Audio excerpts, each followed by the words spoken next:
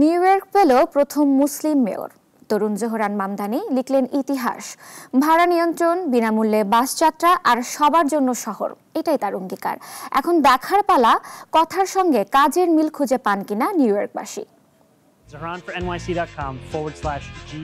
Democratic পার্টির প্রার্থী ভারতীয় বংশোদ্ভূত জোহরান মামদানি ৩৪ বছর বয়সে লিখলেন এক নতুন ইতিহাস। তিনি শুধু নিউ ইয়র্ক সিটির প্রথম মুসলিম মেয়রই নন, বরং শহরটির প্রথম মিলেনিয়াম মেয়রও। মঙ্গলবার অনুষ্ঠিত নিউ ইয়র্কের ১১১তম মেয়র নির্বাচনে মামদানি সহজ ব্যবধানে পরাজিত করেছেন সাবেক গভর্নর অ্যান্ড্রু কুয়োমো ও রিপাবলিকান প্রার্থী কার্টিস লিওয়াকে।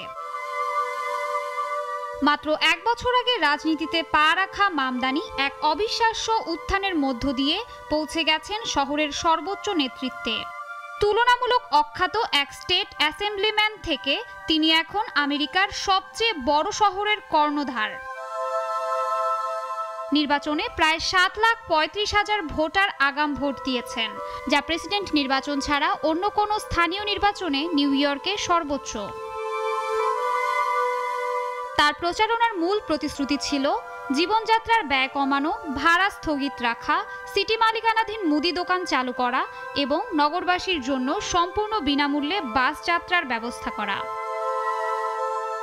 তবে বিতর্কও পিছু ছাড়েনি মামদানির। গ্লোবালাইজ দ্য ইন্তিফাদা স্লোগানটি নিয়ে বিতর্কে পড়লেও তিনি পরে ঘোষণা দেন নিজে এই শব্দটি ব্যবহার করবেন না এবং অন্যদেরও বিরত থাকতে আহ্বান জানাবেন।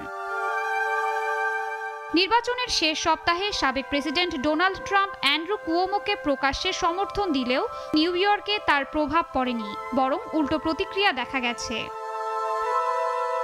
মামদানির এই ঐতিহাসিক জয় এখন ডেমোক্রেটিক শিবিরে নতুন উদ্দীপনা তৈরি করেছে। তবে সামনে রয়েছে বড় চ্যালেঞ্জ।